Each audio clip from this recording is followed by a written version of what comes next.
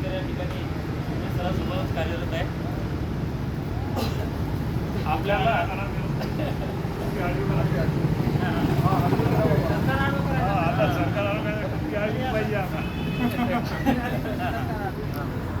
या ठिकाणी आपलं टोपी आरवीचा संदेश दिलेलाच आहे.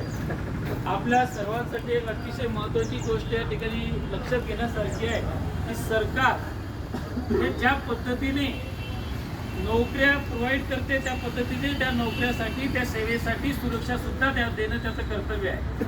आपल्याला दिलेली नोकरी आपलं आयुष्याचे 30-35 वर्ष आपण त्यामध्ये घालवल्यानंतर कोणताही व्यक्ती असेल त्याची उमेदीचे वर्ष जर का एखाद्या सेवेमध्ये जात असतील तर त्यानंतर त्याच्या उतरत्या काळामध्ये जेव्हा त्याची शारीरिक क्षमता ही काही कमवण्याची राहत नाही त्यावेळेला त्याची हक्काची पेन्शन ही त्याची म्हातारपणची काठी म्हणून असते तीच हिरावून घेण्याचा आणि म्हातारपणी या 35 वर्ष सेवा करणाऱ्या 30 वर्ष सेवा करणाऱ्या या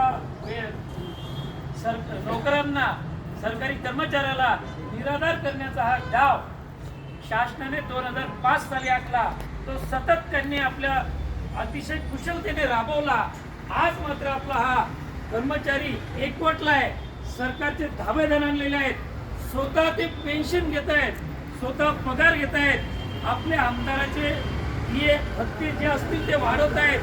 सरकार आपण त्यांना निवडून यासाठी दिलं नाही की तुम्ही तुमचे भत्ते वाढवावेत, तुम्ही तुमचे पगार वाढवावेत, तुम्ही तुमच्या जीवनाची सुरक्षा करावी. जवळपास जर निवडणुकीच्या प्रत्येक आमदार खासदाराचं तुम्ही अवलोकन केलं एक लक्षात येते की कोणी करोडपती पेक्षा कमी नाही.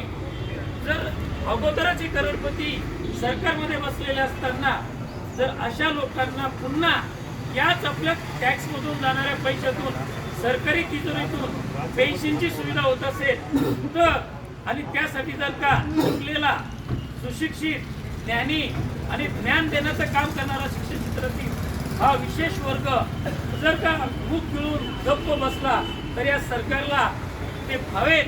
आपलं आंदोलन यासाठीच आहे की म्हातारी मेल्याचं दुःख नाही का सोपायला नको. येणाऱ्या पिढीला आपल्याला उत्तर द्यायचं आहे. येणाऱ्या पिढीसाठी आपला संघर्ष आहे, आपल्यासाठी हा संघर्ष आहे. आणि हे धोरणात्मक निर्णय शासनाचा धोरणात्मक निर्णय आपण घ्यायला लावणे आणि आपली जुनी पेन्शन जी यापूर्वी होती ती सुरू करायला लावणे हे आद्य कर्तव्य आहे.